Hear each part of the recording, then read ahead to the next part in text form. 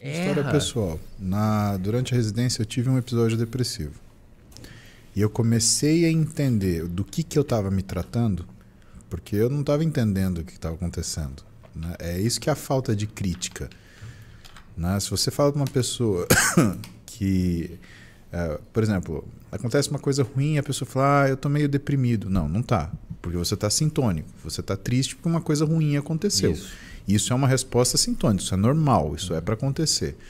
Agora, se você tem um comportamento triste em situações onde você deveria estar alegre, ou um comportamento apático em situações onde você deveria estar triste, você está dissociado daquilo lá.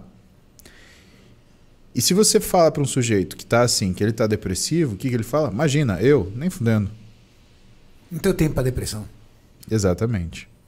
Só que a sua produtividade cai. Alguns de nós, né, aquilo que é a queda de produtividade, ela não é uma coisa que chame a atenção. E nem sempre é naquilo que a gente está vendo. Eu tive um episódio depressivo na residência e aí eu fui sacar que eu estava melhorando quando eu consegui perceber que todas as decisões que eu estava tomando eram ruins. Boa. E todas as decisões que eu estava tomando eram decisões que eram eram tomadas pelo medo. A gente não toma uma decisão pelo sentimento. Senão você não está usando inteligência, você está usando emoção. E o que é a definição de inteligência é a sua capacidade de tomada de decisão racional baseada no seu conhecimento e experiência. É racional, então não tem nada de emocional na sua tomada de decisão pela inteligência. E eu estava tomando só decisões emocionais. Medo, medo, medo, medo. Então eu não consegui enxergar que existia uma terceira, pelo menos uma terceira resposta para os problemas que eu tinha, que não tinha nada a ver com aquelas duas que eu me colocava. Eu estava tomando a decisão A, que era péssima, e eu estava tomando a decisão B, que era péssima também, só era diferente. E que, na verdade, a decisão C, ela simplesmente não se apresentava para mim. E que se eu estivesse bem, eu conseguiria enxergar. Pô, essa é a decisão a ser tomada. Perfeito. Cara, é um negócio muito, muito, muito pesado. Porque se você decide não se tratar de uma coisa que você tem um diagnóstico, é como se aquilo fosse corroendo a sua vida. Primeiro, ele tira coisas pequenas do seu dia. Ele tira a satisfação de você cumprimentar o jornaleiro que bate papo com você. Ele tira a satisfação de você se manter alinhado do cabelo cortado, porque você já não quer ir cortar o cabelo, porque depois você tem que bater papo. Ele começa a fazer você desligar seu telefone em determinados horários porque você não quer atender. Ele começa a te criar um afastamento das pessoas, um embotamento. Aí depois ele começa a fazer você tomar decisões de trabalho. Eu não vou trabalhar em tal lugar porque lá tem tanta gente assim. Eu não vou trabalhar em tal lugar porque aí tem Beltrano. E Beltrano, porra, tem que dar satisfação. Puta cara chato, não quero. E quando você vê, você já está numa estrutura onde você comprometeu todas as áreas da sua vida, profissional, emocional, e aí dentro disso, familiar, amorosa, né? Se você tem filho, isso daí também compromete. Né? E para você sair disso daí? E você lembra que eu falei da neuroplasticidade? Lembro. Que é a alteração do cérebro frente à experiência? Ela ocorre para os dois lados.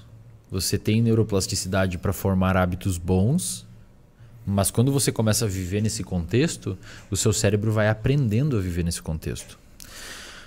Uma coisa de utilidade pública para as pessoas que estão me ouvindo. O pico de diagnóstico de transtorno de humor e transtornos de ansiedade no geral, depressão, bipolar, TAG, transtorno de ansiedade generalizada, fobia, pânico, é mais ou menos dos 17 aos 24. Normalmente é ali que a pessoa abre o quadro. Então ela vinha com sintomas, não sei o que e tal, mais ou menos nessa época da vida é o pico. Pode ser diagnosticado antes e depois, mas ali é o pico.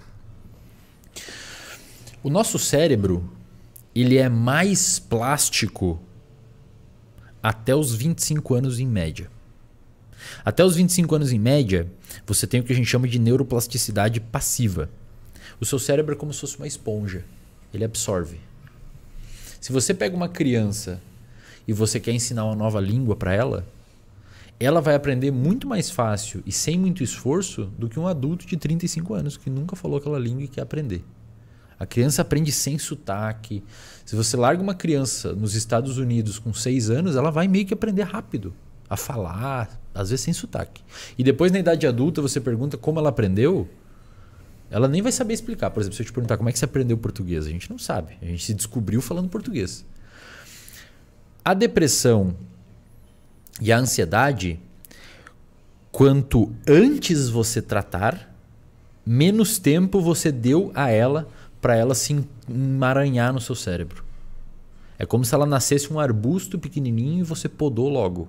Então, um paciente que abre o quadro de depressão ou de ansiedade e recebe um tratamento quanto antes possível, é muito mais fácil ele entrar em remissão dos sintomas do que um paciente crônico, 20 anos deprimido, que resolveu procurar tratamento. Porque o cérebro de um paciente 20 anos deprimido que procura tratamento é um cérebro muito bom em estar deprimido. É um cérebro que já aprendeu a ser deprimido. Aí você entra com medicamento, entra com psicoterapia e nada muda. O cara é teimoso, assim, né? Ele é daquele jeito e o mundo é daquele jeito, ele é um merda daquele jeito e é daquele jeito. A pessoa que... Às vezes a pessoa abre um quadro de depressão e ela nem precisa de tratamento e entra em remissão sozinho. Conversa com um amigo, fala com os pais, troca de escola.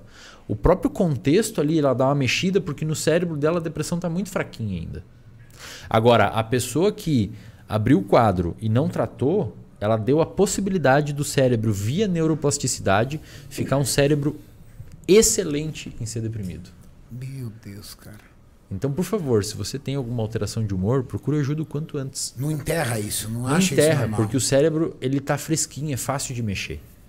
Agora, se você for deixando acontecer daquele jeito, você cria um contexto, você perde pessoas, você muda seu contexto, você começa a ter hábitos ruins. Quando você vai ver lá na frente, cara, você tá todo sozinho, ninguém mais aguenta, se isolou, ganhou peso, tá com hábitos péssimos, no trabalho já não tá produzindo, aí você tem muito mais coisa para resolver.